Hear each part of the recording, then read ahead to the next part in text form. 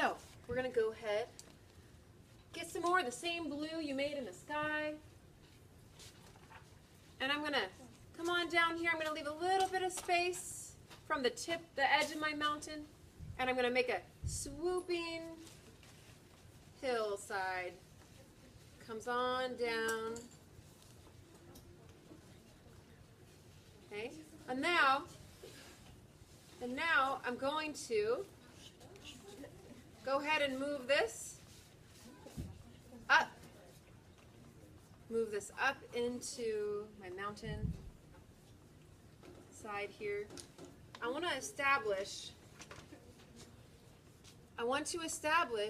some rolling hills, some depth in my mountain. So I might bring this line here and bring this line down here, like so. Now I'm going to blend.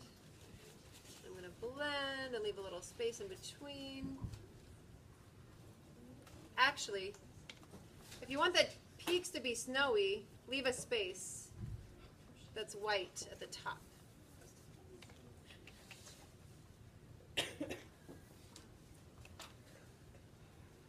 Now, if you add a little purple in your hillside,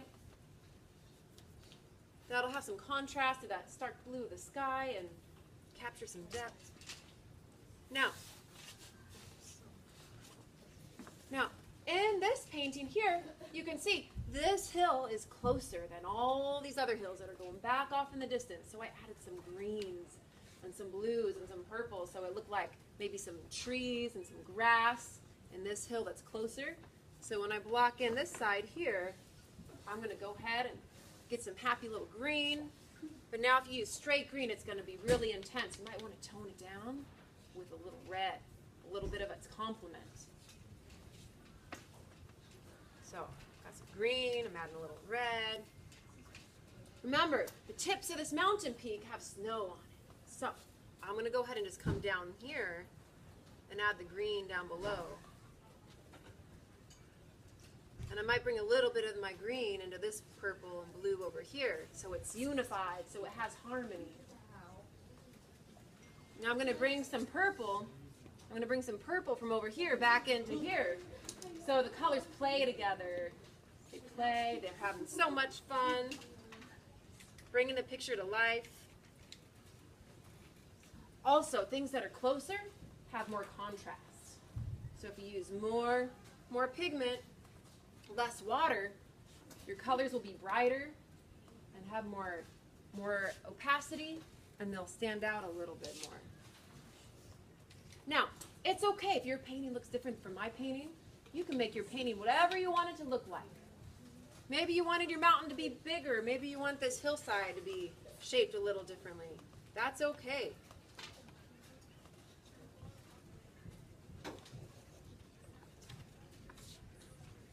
Now, to make these peaks look more like peaks, I can mix some dark blue. I'm gonna mix some dark blue, and I can add in the dark blue just in that tippy top, so it looks like maybe rocks, some shadows.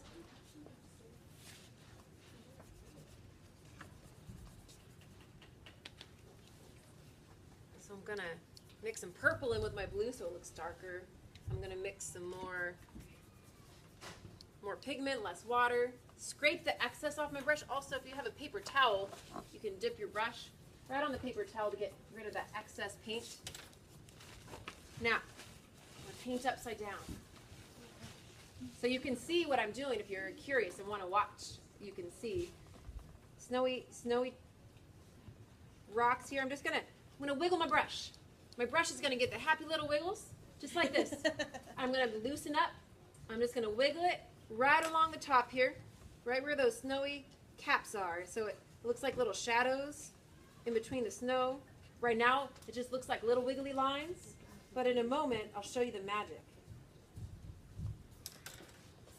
I'm going to dry off my brush, rinse it off, dry it off. Now I'm going to do a little blending, a little more dabbing and blending. I'm going to leave some stark white right next to the stark blue.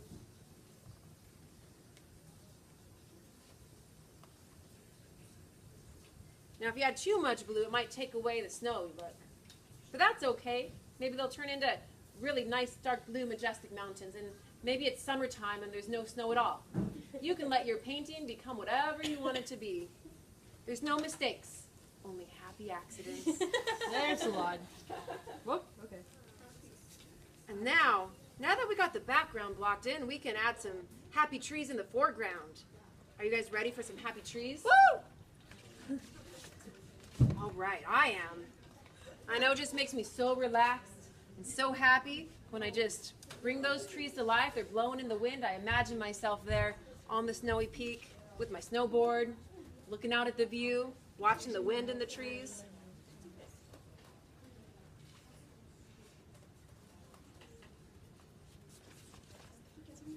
Oh, one more step before we add in the trees though, because you know what? Wet paper. What happens when you put a new color on the wet paper? Oh my goodness, that paint just goes and travels and plays with the colors underneath it. You can't keep them separated. But if you want a crisp edge, like on our trees, if we paint our trees in last in the foreground and we want them to stand out, we want them to be nice and crisp. Nice and crisp. So we're going to let this dry while we add some details in the foreground down here. So as you see on my example, I left a white stripe almost along the top that looks like the highlight, the sun on the hill, and then I used the same color as the sky in my hill. So I'm going to go ahead and do that now. So we did a wet on wet with the sky. Now we could try a little wet on dry for the hill.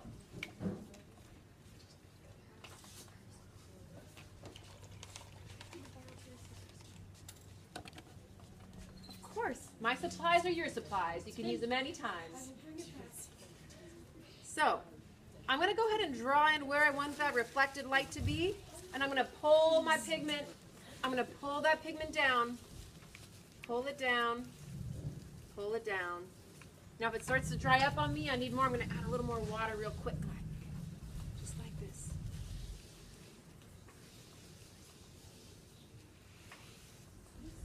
And maybe I'll bring that line down there.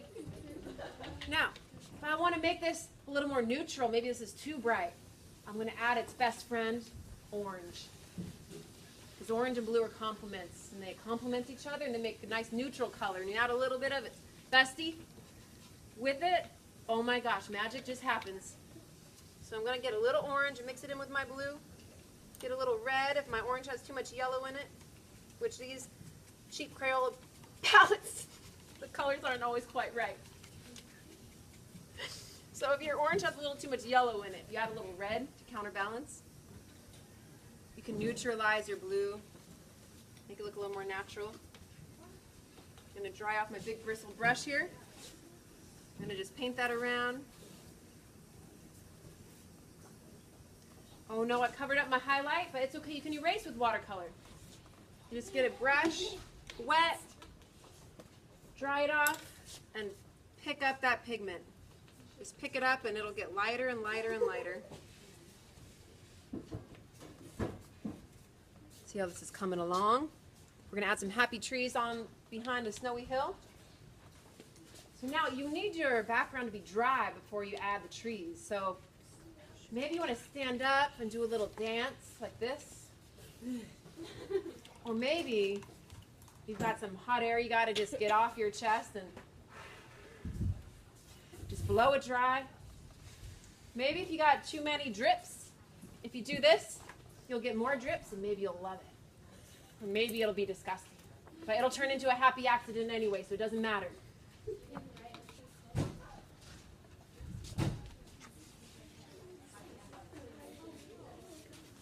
Is it dry? Or maybe you don't want it to be dry at all. Maybe you want your happy little trees to just bleed on into the background, and maybe that will be magical. We'll just discover as we go, won't we? Now to test to see if it's dry, just dab it. Just dab it with your hands. Just feel it. Now don't do the actual dab because that's not what I'm talking about. Actually, I don't even know what you kids are doing these days. You know, I made this painting back in 1968.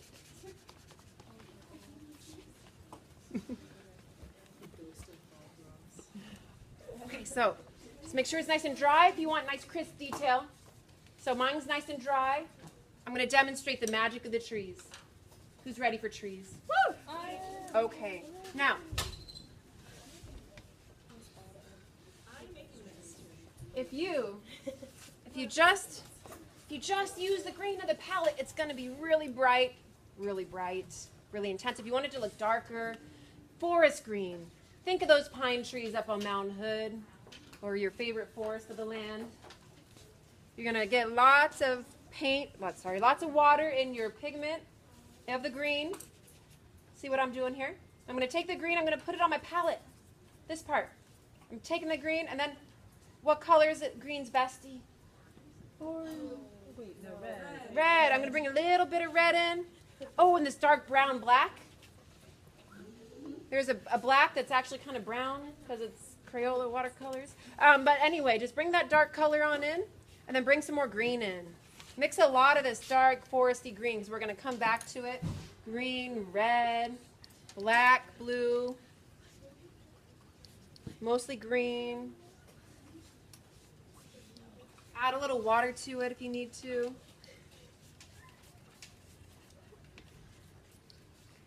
All right.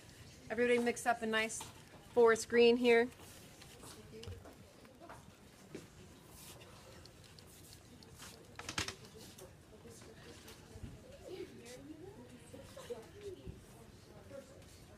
Now, okay. Well, you know, Bob's been painting a long time. I started when I was 5 years old. So, I'm going to dip my paint in this dark green now. Now, here's a reference.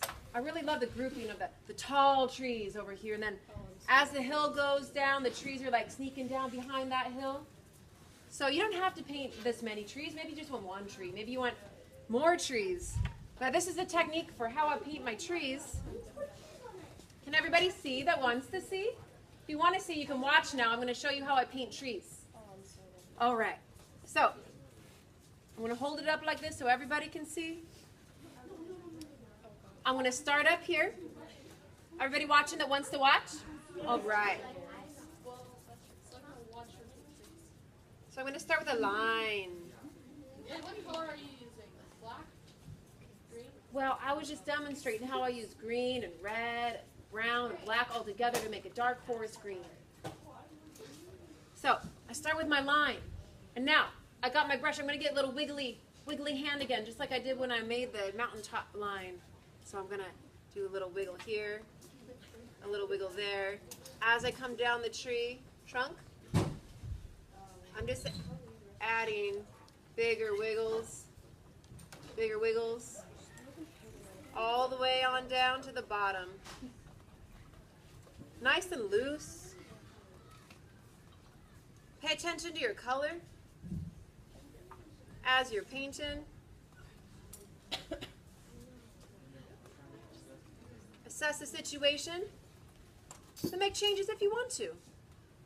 Maybe you're happy with it. Maybe it's not working for you and it's time to make a change. You can let it be whatever you want it to be. Just got to listen and pay attention to what's happening.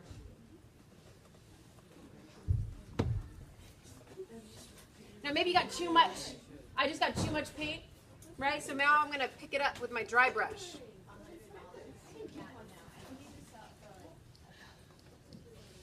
Now I'm going to paint the next tree. Now, as you notice, the pine tree is very narrow at the tip. And then it gets gradually wider. So if you made yours really wide to begin with, you can make it taller. Just add another line. Or maybe you love it just the way it came out. Maybe you got too much water and it's dripping all over the place. Just dry your brush. Add some more.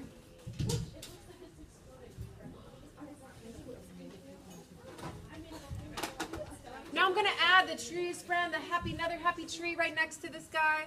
They're almost hugging. This one's going to be a little bit shorter. And this one's a little more wind blown because it's smaller, so you can see Bigger edge on one side, smaller bits on the other side where the wind's blown it a certain way.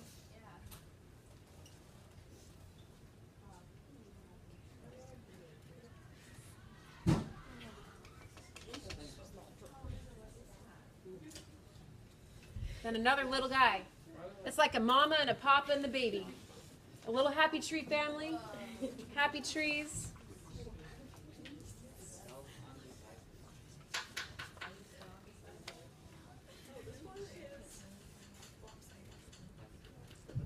And that's okay, because you know what? There's no such thing as perfection ever in the entire universe. Asymmetry is all around us. And the tree, if it's lopsided, looks like it's windblown, and it looks more natural anyway. And remember, there's no mistakes, only happy accidents. I'm going to paint this other little clump, this family down here of trees that are peeking down below the hillside there. So they, as you notice, they get smaller and shorter as they get further towards the edge. It shows that it looks like they're further away. Again, I'm going to mix up my green. I'm going to give it a little space here. Start with the lines of the trunks. Now I'm going to just get my little wiggly hand going. Nice and loose, not controlling, not trying to be perfect. There's no such thing. I'm going to see if I can get looser and looser with every tree. Just a little.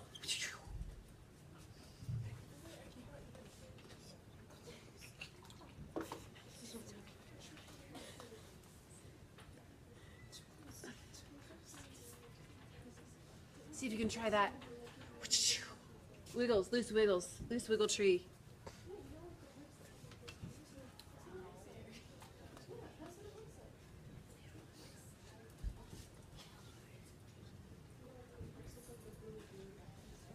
Now maybe you're going to want to crisp up your edge of this hillside. As you notice on mine, the water started dripping. I'm going to go ahead and take this dark green and just crisp up my edge all along my hillside there. You know, sometimes you can take your finger and just move that paint around with your finger. Little finger painting. Whenever I'm feeling stuck, that always helps me. So I become one with my media.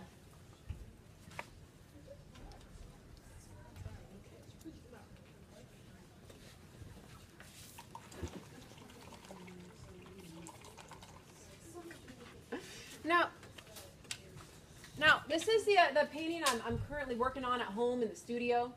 And as you see, I've got a snowboarder.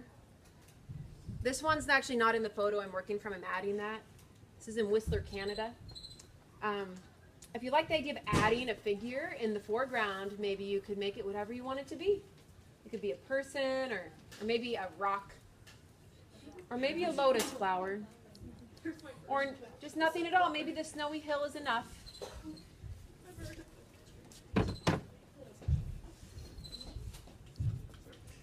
And now we've got 5 minutes for cleanup. Now, just like with life, everything is temporary. Something begins, and then it ends, and then something new begins. And now our joyful painting session is coming to a close. But I hope you'll join me again some other time. For now, it's time to beat those brushes.